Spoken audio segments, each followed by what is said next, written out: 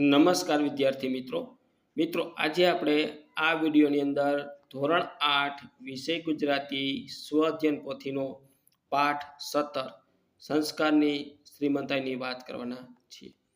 તો મિત્રો અહીંયા આપણી પાસે પાઠ 17 નું સ્વઅધ્યયન પોથીનું સંપૂર્ણ સોલ્યુશન છે।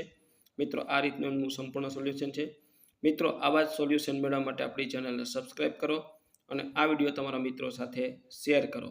બીજું કે મિત્રો આપણી યુટ્યુબ ચેનલ પર ધોરણ 8ના સ્વઅધ્યયન પોથીના દરેક વિષયના સોલ્યુશન મૂકેલા છે, જે તમને મારી યુટ્યુબ ચેનલના પ્લેલિસ્ટમાંથી મળી જશે। તો મિત્રો આપણે શરૂ કરીએ ધોરણ 8 વિષય ગુજરાતી પાઠ નંબર 17 સંસ્કારની શ્રીમંતાઈ। તો પહેલો પ્રશ્ન છે, નીચેના પ્રશ્નોના ઉત્તર આપો।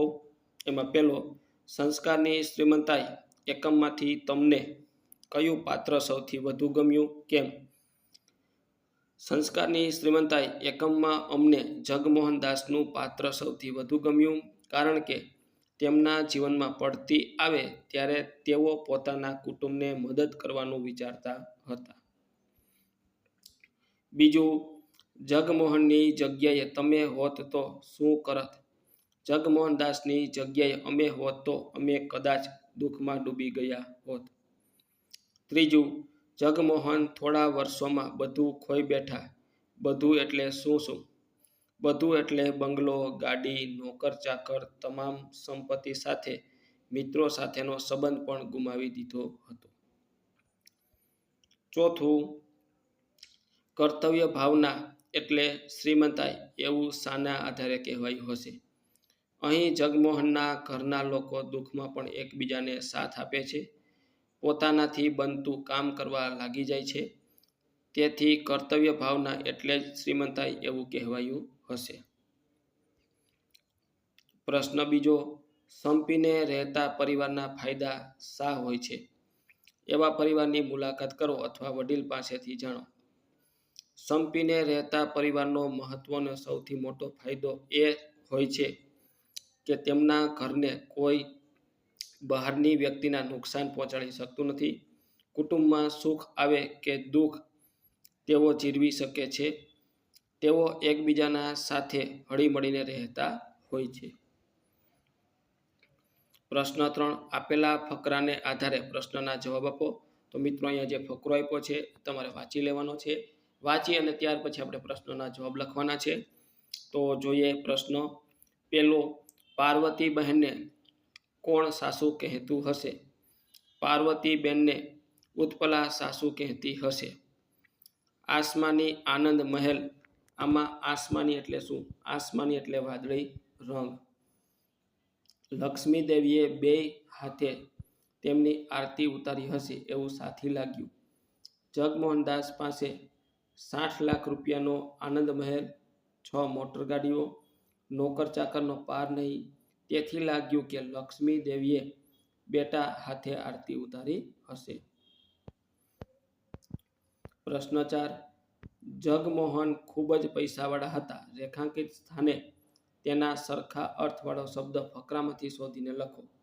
જગમોહન ખૂબ જ શ્રીમંત હતા। પાંચમું, જગમોહન રાજા નામથી કેમ સંબોધતા હશે? જગમોહન એટલા શ્રીમંત હતા કે એમના વર્તુળમાં રાજા નામથી સંબોધતા હતા। ચોથું, ગુજરાતી ભાષામાં શબ્દ હોય છતાં અંગ્રેજી ભાષાનો શબ્દ વાપરીએ છીએ એવા લોન વર્ડ્સની યાદી કરો। ટિકિટ, ટેબલ ઉદાહરણ તરીકે। ત્યાર પછી mobile, TV, time, loan, paper, ball pen વગેરે શબ્દો। ત્યાર પછી પ્રશ્ન 5 આવે છે, સંસ્કારની શ્રીમંતાઈ એકમમાં આવતા શબ્દ સમૂહ માટે એક શબ્દ શોધો અને તેનો અર્થ લખો।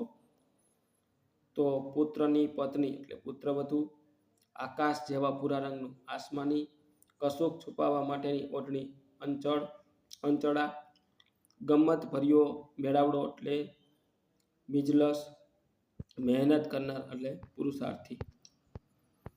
ત્યાર પછી છઠ્ઠું આવે છે, વિપત્તિ આવે છે ત્યારે એકલી નથી આવતી, લાવ લશ્કર સાથે લાવે છે।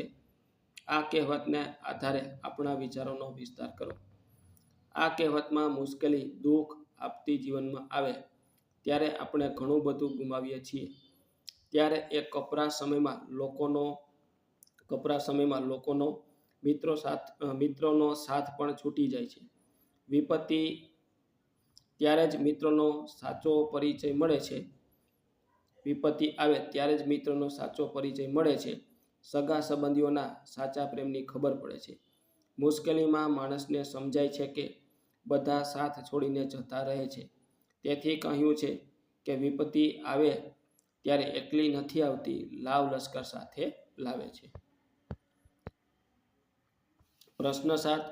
તમારા કુટુંબની કઈ બાબત તમને સૌથી વધુ પસંદ છે? કેમ?